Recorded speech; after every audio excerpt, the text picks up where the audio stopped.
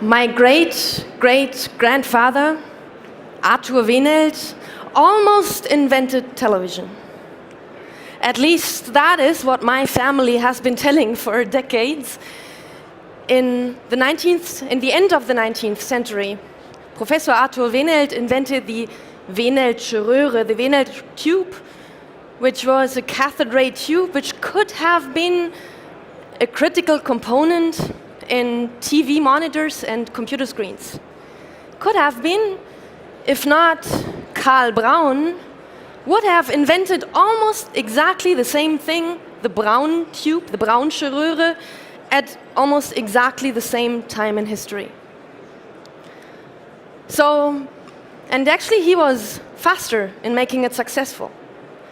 And I guess almost everybody of you knows about the importance of Braunsche Röhre today, but almost nobody knows that a Weneltsche Röhre actually existed.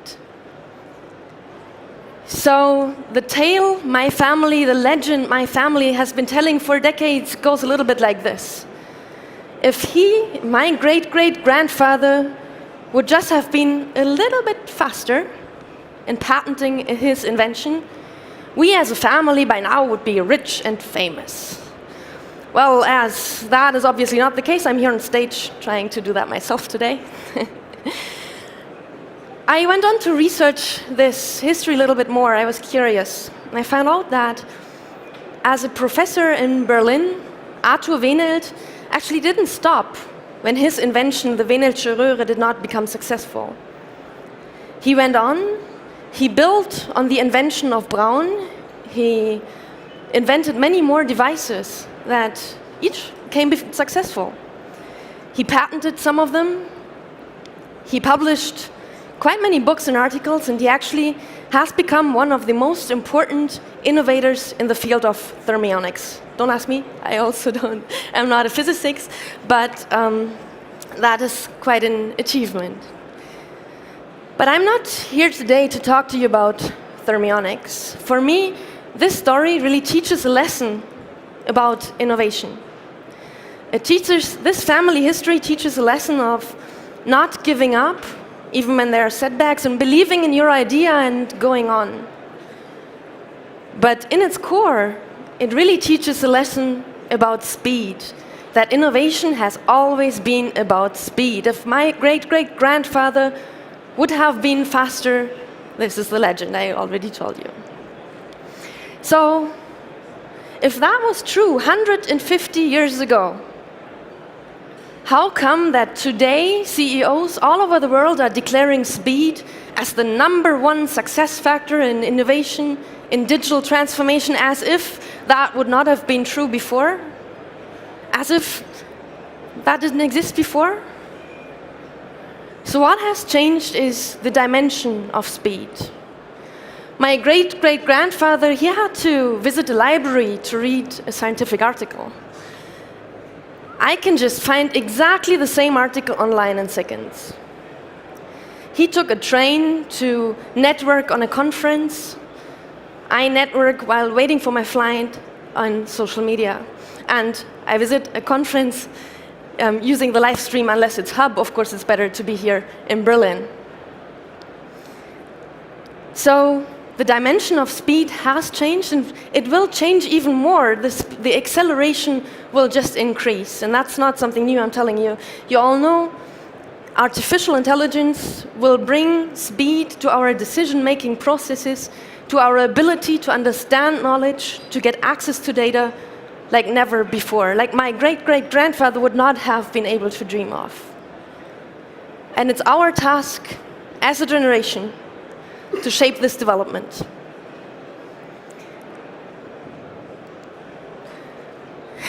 This is when you're so enthusiastic about your talk, you forget to switch the slides, so that's him, my great-great-grandfather.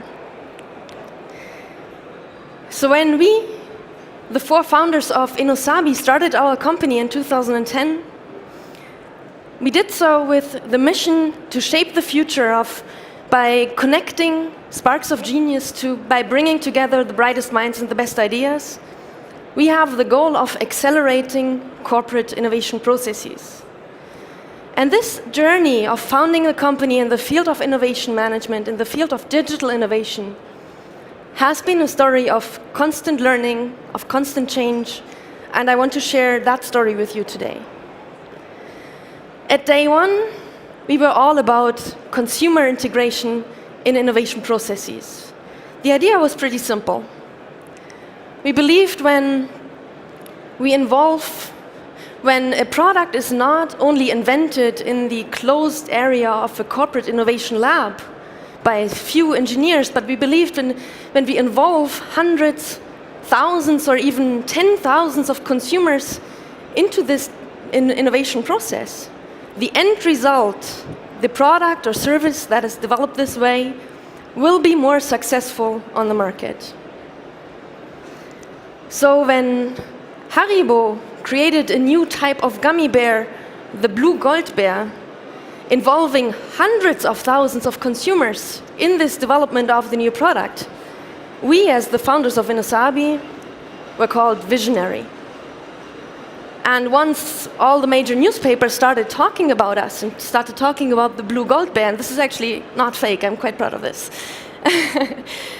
this is when our story really took off. We won customers like Telekom, Postbank, Daimler, Bayer, you name it, and we kind of thought we made it. This is it, we are where we always wanted to be. Little did we know of the challenge that actually still lied in front of us. So in this phase, our customers, large corporations, were using our technology to work together with customers in the innovation process. For example, to create the blue gummy bear. They wanted to get close customer interaction, feedback, very close customer relationships, and of course, that was amazing.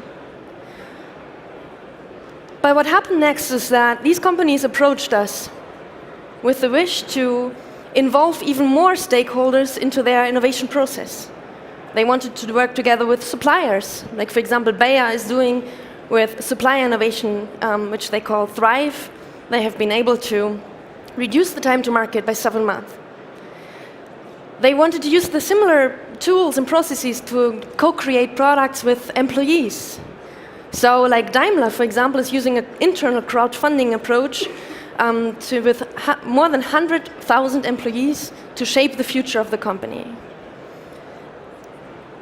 But when we dig a little deeper into this, we saw it's not only about involving these stakeholders. What is really going on in large corporations is that there are hundreds of innovation initiatives. You name them, you all know some buzzwords: design thinking, hackathons, corporate VC, entrepreneurship, idea management. The list goes on, and every company really has a lot of these programs. Very often, very purposefully, there are hundreds of these programs because they are not only piloting products and services, they're piloting methods as well, and that is a very good thing. But on the downside, it means that individual employees really kind of get lost on where to go with their idea. If you are, let's say you work in accounting and you have an amazing idea, how do you know if you go to the entrepreneurship program, to design thinking, to the hackathon, or maybe to the corporate VC? If you work in production and you have a business challenge, how do you know which program to use? If you're a manager and you have to allocate your budget to the most successful innovation initiative, how do you know which of the hundreds do you choose? And on top of all of that, there's data. There's data that is currently not being used in innovation processes that could be so valuable. There's data from tech blogs, data from patents, from startup databases, from internal systems, you name it again. And we kind of, in this environment that we saw in large corporations, in our customers, we kind of thought, it's such a chaos. How do we make sense of this chaos? How do we make all these sources for innovation accessible? How do we enable collaboration in this ecosystem? So we searched for a solution, and we didn't find any. So that's why we've built it. Innosabi Galaxy is the one-stop shop for innovation in large corporations. It's the place that gives access to innovation initiatives, that aggregates data, initiatives, people, and really is the one place to go for anything to do with innovation. So let's imagine we are an employee. I am an employee, and let's call him Arthur, for what's worth. Arthur has an idea for a new TV screen. So he visits the toolbox, he submits his idea, and then is guided by the software through this whole chaos that we've just seen of initiatives, data, and people.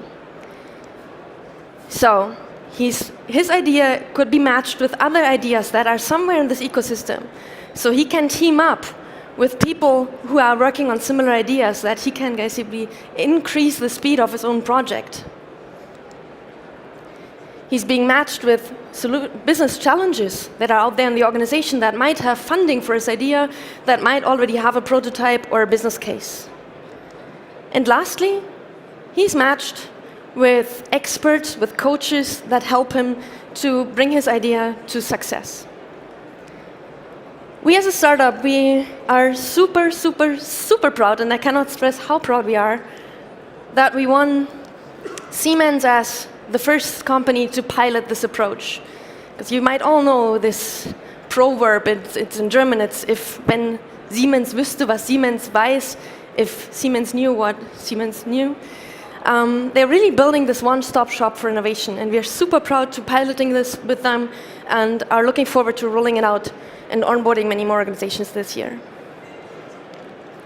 So this is basically the story of how we as a company, we as 4 founders went from developing gummy bears to providing solutions for innovation ecosystems using artificial intelligence. This is how we have grown from the founding team of 4 students from the Technical University of Munich to a company of over 50 employees. And we all did this by our own means, without any external financing. It's kind of what people in Germany especially say, you cannot build a tech company without VC. Well, actually, we're the proof that you can. And we're still growing. In a few weeks, we will move into a new office, and an invitation to everybody who wants to visit us. We always love to connect ourselves. But in reality, well, this is amazing, but it's not what it's about for me personally. What I want to do is to shape the future. And if I can help a car company, a car manufacturer like Daimler to work in the innovation projects, to do them more successful, I can change the way we as society move, how we get around. If I help the Federal Agency for Employment in their innovation processes, we change the way of how people find work, of how people are employed. If we help insurance companies like Allianz in their innovation projects, we change how we feel secure. And finally, if we work with companies like Bayer and pharmaceutical and medical projects, we change the way diseases are cured. I never got to know Arthur Wiener myself. But from what I've heard and what I've read about him, we share one sentiment, and that is that innovators really want to create something that is bigger than themselves. They want to build something that is lasting. And actually, it is said about Arthur that he had a very humble personality, and that he always approached his work with the wish and the sense to invent for society and not for himself. So if I could tell him one last thing, if I could actually meet him and talk to him, I would say, Arthur, for me, you did invent television. Thank you. Bravo.